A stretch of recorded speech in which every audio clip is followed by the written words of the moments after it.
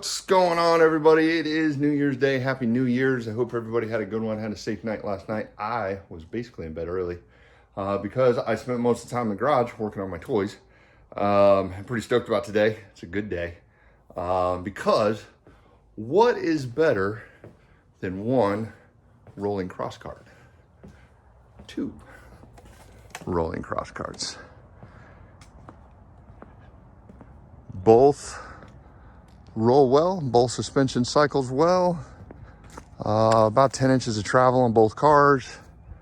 Coming out good. I'm pretty stoked on these things. Shocks from this guy are off of a Razor 900. Their springs are enormous, but if I step down, I'll wait on, I think, and revalve them. I think they're going to be solid. These are pretty good, a little spongy, but if you can find those are off a Razor 800. So 900, 800, but I prefer Fox over anything else out there. Anyways, super stoked on these things. They're looking good. Now, I will tell you that the steering sucks. So we're gonna have to address that issue. I really don't know how I'm gonna do it. Might have to build a spindle. Not excited about that. So I'm gonna stop rambling. I'm gonna roll the time lapse to show you how I got here. Have a great day.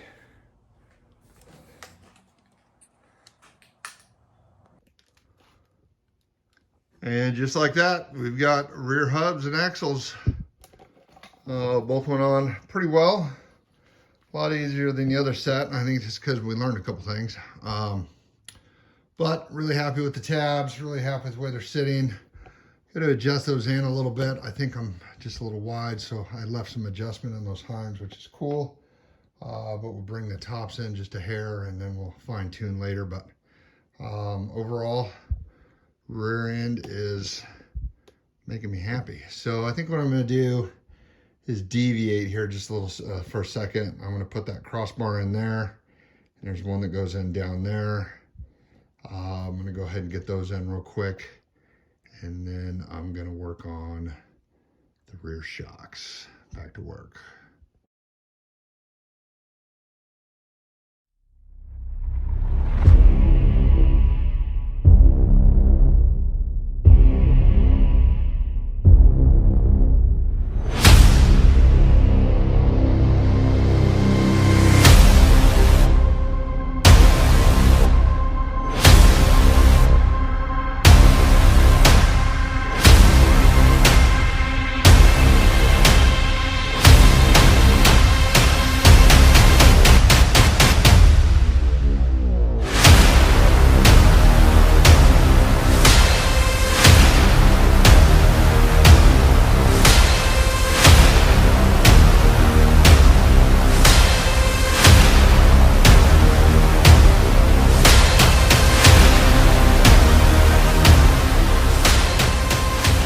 Okay, got the landing pads on there, roughly the same.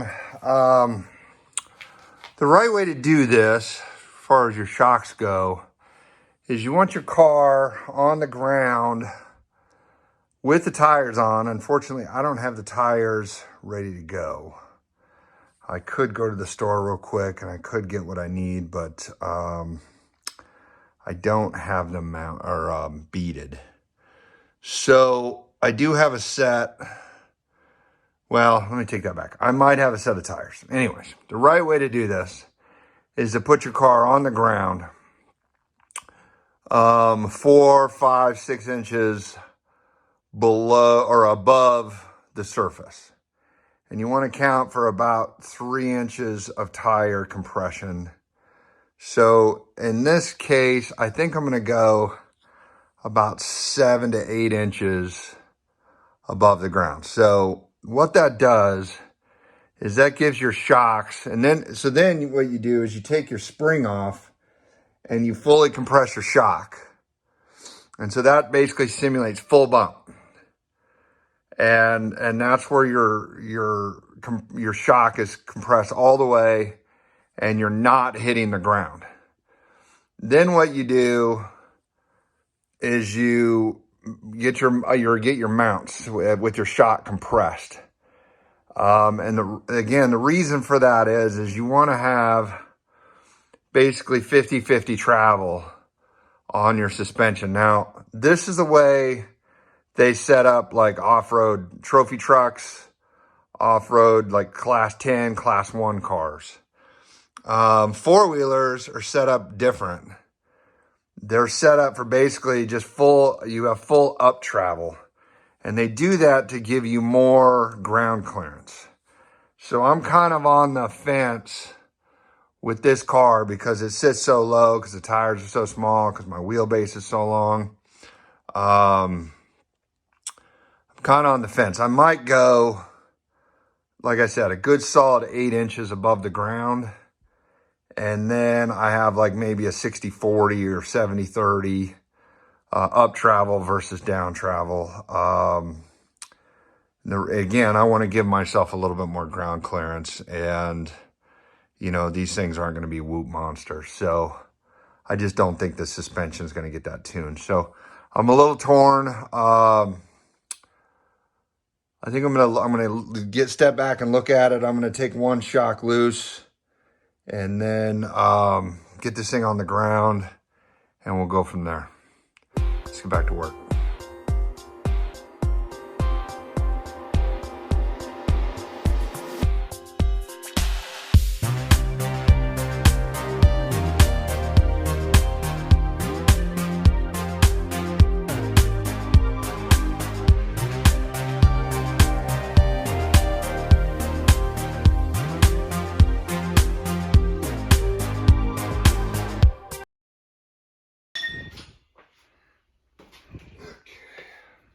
Not that far back.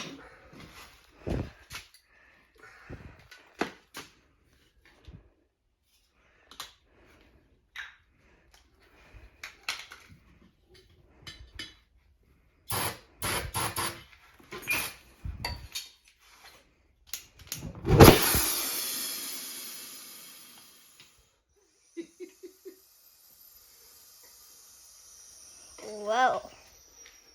Did you get that? Yeah. Okay, for today's video is New Year's Eve. It's been a long break.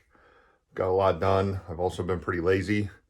So today I've designed a front shock mount that connects my lower A-arms. So if you recall, those low A-arms basically have a single bolt that go through a couple misalignment spacers that are attached to the A-arm through a ball spherical joint. So in order for the lower shock to be mounted to the A-arms, I have to have a shock mount that basically sandwiches together. So I've been designing this in my head. I prototyped it last night, and I know what to do. So today I'm going to cut everything. I'm going to weld it all up all at one shot. And then I've got to basically concave and do the final fitment. And then we'll have lower shock mounts hopefully by the end of the day. Anyways, gotta get back to work.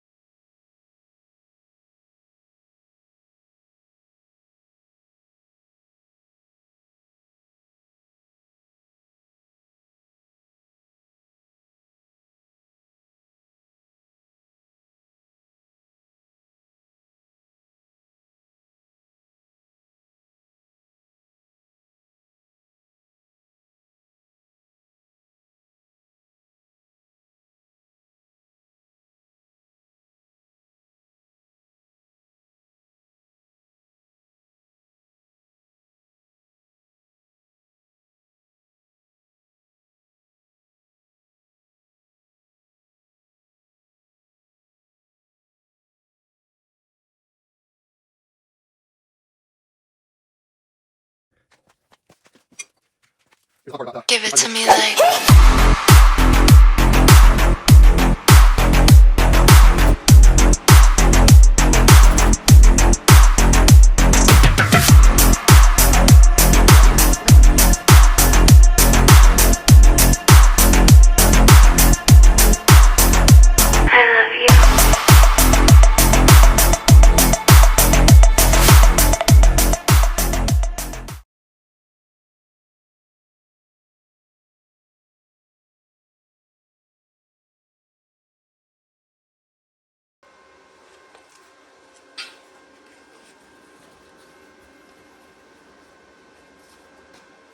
Okay, the lower shock mounts are done. Just gonna get them placed and tacked in here.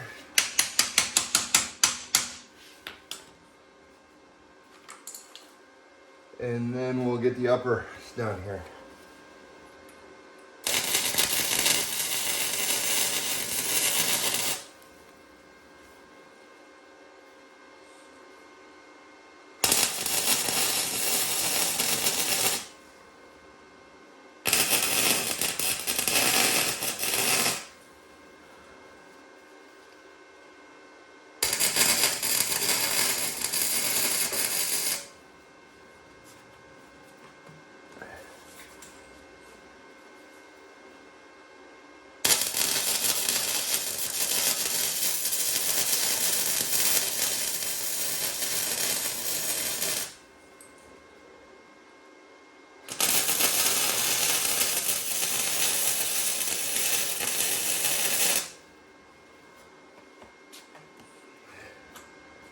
Okay, got those all tacked in.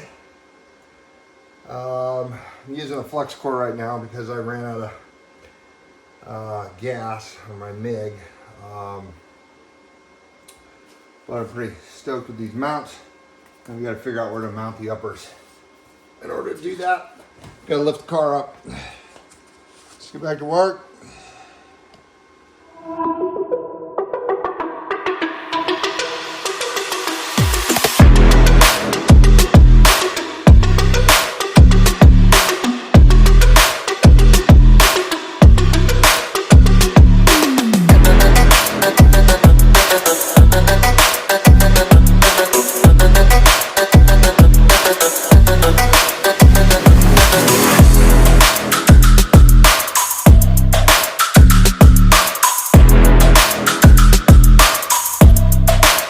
So it's been a very long week. I appreciate you guys watching this one. It's going to be kind of short, most of the camera, but I put in a ton of work to get this far this week. This week was on nice. Lazy couple days, morning, but cars are looking good. Next step, we're down to the tuning system, brakes, electric. They'll be running here soon. So, I don't know how long it is. Fuel will go pretty quick. Brakes go pretty quick. Electrical heat. So, the good news is the GX7 is the R6. I just kind of have to pull them apart, figure out what I need and what I don't need. I'm going to wire my own brake lock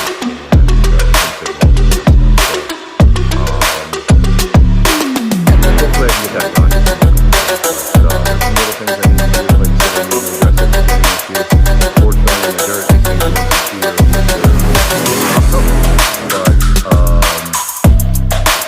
they, you know, I need a little bit better so, might have to rebuild or come up with a new if I do,